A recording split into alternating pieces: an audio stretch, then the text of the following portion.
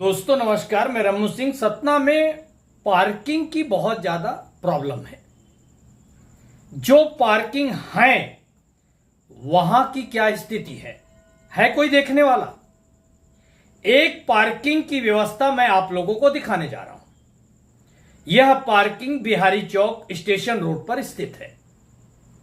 इस पार्किंग में शाम को 6 से 7 चाट और फुल्की के ठेले लगते हैं। बताया जाता है कि प्रतिदिन एक ठेले से 300 रुपए लिए जाते हैं। ठेले खड़े हो जाने से पार्किंग आधी हो जाती है, मतलब आधी पार्किंग समाप्त हो जाती है। अब दूसरा सवाल, यह ठेले वालों से 2000 रुपए रोज जो लिया जा रहा है, यह किसकी जेब में जा रहा है? नगर निगम के कर्मचारियों के जेब में जा रहा है, क्योंकि इस समय ठेके नहीं है। जब पार्किंग ठेके पे दे दी जाती है तो ठेकेदार पैसे वसूलते हैं इन ठेले वालों से।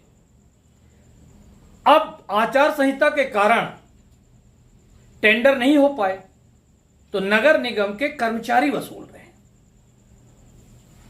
अब सवाल एक और उठता है कि क्या छोटा सा एक कर्मचारी जिसकी ड्यूटी पार्किंग पे लगी है, क्या किसी बड़े अधिकारी, किसी बड़े हाथ की सहमति के बिना वह इतनी ज्यादा रकम वसूल सकता है? रोज 2000 रुपए अवैध रूप से इन चाट फुल्की के ठेलों से वसूल किया जाता है, वह भी सिर्फ एक पार्किंग। मैं बिहारी चौक की बात करने जा रहा हूं। अब एक दूसरा पहलू भी जानिए। इसी पार्किंग में ट्रांसपोर्ट का काम भी शुरू कर दिया गया है। 4 पहिया वाहन पार्किंग के अंदर आकर खड़े हो जाते हैं और थोक व्यापारियों का सामान यहीं लोड होता है और वह गाड़ियां ग्रामीण अंचलों की ओर जाती हैं सामान पहुंचाने। बताया जाता है कि इन गाड़ियों से भी प्रति चक्कर हर बार एक बार की लोडिंग का 200 रुपए लिया जाता है। अब अगर इस हिसाब से प्रतिदिन 5 गाड़ियां भी लोड होती हैं तो 1000 रुपए इन गाड़ियों से भी लोडिंग का ले लिया जाता है। कुल मिलाकर ठेले और अवैध लोडिंग करके 1 लाख रुपए महीने एक पार्किंग से अवैध रूप से कमाया जा रहा है। अब आप अंदाज लगाइए बाकी पार्किंगों में क्या है। चलिए एक प्रतियोगिता आयोजित करते हैं। सतना शहर में स्थित ऐसी कौन सी पार्किंग है जिसमें चाट, पान, चाय, फुल्की के ठेले या गोमती न लगे हुए हों? अब यह ठेले किसने लगवाए, यह गोमतियां किसने रखवाई हैं? फिर इसे देखने की जिम्मेदारी किसकी है? इसको हटाने की जवाबदारी किसकी है? जब पार्किंग पर्याप्त है नहीं और जो पार्किंग है उन पर कब्जा करवा लिया गया है, उनसे अवैध पैसा रोज वसूला जा रहा है, कैसे होगी पार्किंग व्यवस्था? लोगों को लगा